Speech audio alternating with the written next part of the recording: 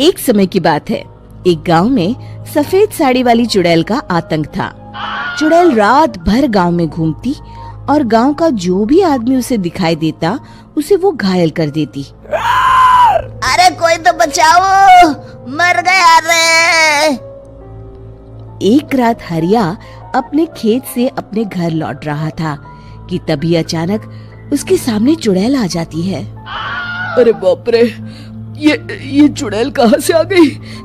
आज तो मैं गया काम से।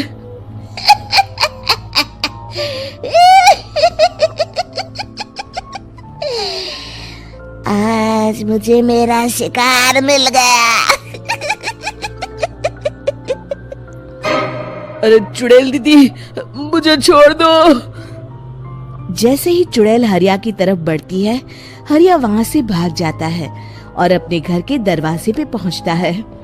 अरे भगवान, जल्दी से दरवाजा खोलो, मेरे पीछे चुड़ैल पड़ी है। हरिया की पत्नी जल्दी से दरवाजा खोल देती है।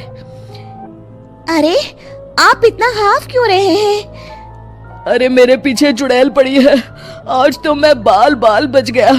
जल्दी से सभी दरवाजे और सभी खिड़कियों को बंद करके बत्ती बुझा दो। तभी चुड़ैल हरिया के घर के पास पहुंच जाती है। अरे वो आदमी कहाँ गायब हो गया? मैं भी देखती हूँ आखिर कब तक बचेगा। मैं अपने शिकार को इतनी आसानी से नहीं छोड़ती। इतना कहकर चुड़ैल वहाँ से चली जाती है।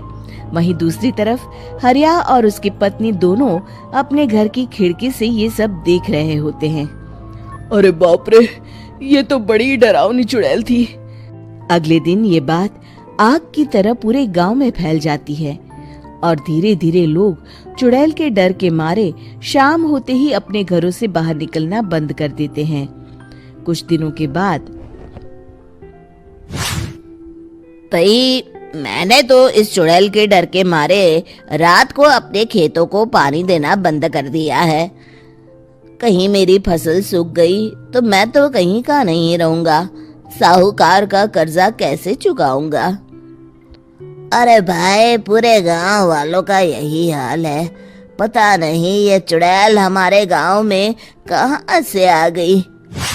फिर एक दिन गांव के पास वाली नदी के किनारे एक बहुत बड़े तांत्रिक के आने की बात कुछ गांव वालों को पता चलती है। वो लोग जाके ये बात गांव के मुखिया को बताते हैं। मुखिया जी, नदी के किनारे एक बहुत ही पहुंचे हुए तांत्रिक बाबा आए हैं। हमें उनसे मदद मांगनी चाहिए। मैंने सुना है वो बड़े बड़े भूतों और चुड़ैलों को अपने वश में कर लेते हैं। मुखिया जी सभी गांव वालों को लेकर उस तांत्रिक के पास पहुंच जाते हैं। ओम फट स्वाहा, ओम फट स्वाहा। तभी तांत्रिक अपनी बंद आंखों को खोलकर कहता है, क्या बात है? तुम सब लोग यहाँ क्यों आए हो? मुखिया जी उस तांत्रिक को सारी बात बता देते हैं। अच्छा, तो ये बात है। और तांत्रिक अपनी आंखों को बंद कर लेता है। मैं देख रहा हूँ तुम्हारे पूर्वजों ने बहुत पाप किए थे, जिससे ये गांव अब श्रापित हो चुका है। उसी के फल स्वरूप तुम्हारे गांव में चुड़ैल आई है। ये चुड़ैल बहुत खतरनाक है, ये किसी को नहीं छोड़ेगी। हे भगवान, मर गए रे, अब क्या होगा? तभी गांव के मुखिया जी कहते हैं, बाबा, इस चुड़ैल से हम सबको बचा लीजिए। कोई तो उपाय होगा। इसका सिर्फ एक ही उपाय है। सभी गांव वालों को बारी बारी हर दिन अपनी आधी फसल उस पहाड़ी के ऊपर बनी काली गुफा में छोड़ के आनी होगी। तभी उस चुड़ैल की भूख मिटेगी और श्राप का प्रभाव खत्म हो जाएगा और तुम सब जिंदा बच जाओगे। सभी गांव वाले उस तांत्रिक की बात को मान लेते हैं और वहां से चले जाते हैं। फिर अगले दिन से रोज उस गांव के लोग बारी बारी से अपनी आधी फसल उस काली गुफा के पास जाकर रखाते। कुछ दिनों बाद हरिया की बारी आती है। बाप रे, आज तो मेरी बारी है उस काली गुफा में जाने की। क्या करूं, वो तो बड़ी खतरनाक चुड़ैल है। मेरे तो हाथ पैर कांप रहे हैं। फिर हरिया डरते डरते अनाज की बोरियां अपनी बैलगाड़ी में लाद देता है। तभी हरिया की पत्नी उससे कहती है, देखो जी, संभल के जाना और किसी भी हालत में शाम होने से पहले वापस आ जाना। उस चुड़ैल का कोई भरोसा नहीं है जी। हरिया बैलगाड़ी में बैठते हुए कहता है, भगवान, मैं क्या वापस आऊंगा? लगता है अब तो मेरी खबर ही आएगी। इतना कहकर हरिया वहां से चला जाता है। रास्ते में जंगल से गुजरते हुए हरिया की बैलगाड़ी का एक चक्का बड़े गड्ढे में फंस जाता है। हे भगवान, अब ये क्या मुसीबत है? हरिया नीचे उतर के पूरी ताकत से अपनी बैलगाड़ी को गड्ढे से निकालने की कोशिश करता है। बहुत देर मेहनत करने के बाद हरिया की बैलगाड़ी उस गड्ढे से बाहर निकल जाती है। हे भगवान, अब तो शाम होने वाली है। आज तो मैं गया काम से।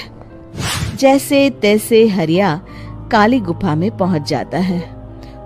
अरे मर गया रे, यहाँ तो चारों तरफ डरावना माहौल है।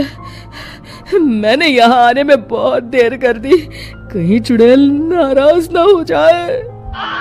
हरिया अनाज की बोरियां वहां रख के जैसे ही जाने लगता है, तभी उसे किसी के आने की आवाज सुनाई देती है। हरिया एक कोने में छुपकर अंदर देखने लगता है। चुड़ैल वहां आती है और फिर अपने चेहरे से नकली चुड़ैल का मुखौटा निकाल देती है। हरिया ये देख के हक्का बक्का रह जाता है। तभी चुड़ैल कहती है, भैया यहाँ आना, आज तो बहुत अनाज आया है। इसे मिलाकर अब हमारे पास ढेर सारा अनाज जमा हो गया है। कल ही हम इसे शहर में बेच आएंगे और माला माल हो जाएंगे। तभी अंदर से नदी के किनारे वाला तांत्रिक बाहर आता है। अरे, ये तो तांत्रिक बाबा है। हाँ, अब तो हम दोनों की जिंदगी मजे में कटेगी। गांव वालों को बेवकूफ बनाना इतना भी मुश्किल नहीं था। लोग तो तुम्हें सच में असली चुड़ैल समझते हैं। हाँ, तुमने सही कहा। अब ये गांव वाले चुड़ैल के डर से जिंदगी भर इस काली गुफा में अनाज पहुंचाते रहेंगे। अच्छा, तो ये बात है। ये दोनों पूरे गांव वालों को बेवकूफ बना रहे हैं। अभी जाकर सबको बताता हूँ। हरिया उन दोनों की पूरी बातें सुन लेता है और जल्दी से वापस गांव में आता है। गांव वालों को पूरी बात बता देता है। इससे पहले वो दोनों हमारा अनाज लेकर शहर जाए, हमें उन दोनों को पकड़ना होगा। उधर दूसरी तरफ नकली तांत्रिक और नकली चुड़ैल बनी औरत एक बड़ी गाड़ी में सारा अनाज लाद के वहां से निकलने की तैयारी कर रहे होते हैं। जल्दी करो, इससे पहले हमें कोई देख ले। हमें यहाँ से निकलना होगा। और तभी वो दोनों देखते हैं कि सामने से सभी गांव वाले अपने अपने हाथों में मशाल लेके आ रहे हैं। दोनों बुरी तरह डर जाते हैं। रुक जाओ, तुम दोनों का भांडा फूट चुका है। अरे मर गए रे, ये गांव वाले कहाँ से आ गए? तुमने क्या सोचा इतनी आसानी से यहाँ से निकल जाओगे? ये अनाज हमने अपने खून पसीने से दिन रात खेतों में मेहनत करके उगाया है। दोनों मुखिया जी के पैरों में गिर जाते हैं। हमें माफ कर दीजिए, हम दोनों एक नंबर के कामचोर हैं। बिना मेहनत किए पैसे कमाना चाहते थे। हाँ, अब हम आगे से मेहनत मजदूरी करके पैसे कमाएंगे। हमें कुछ मत करना, हमें छोड़ दीजिए। इतना कह के दोनों गांव छोड़ के भाग जाते हैं और सभी गांव वाले फिर से खुशी खुशी रहने लगते हैं।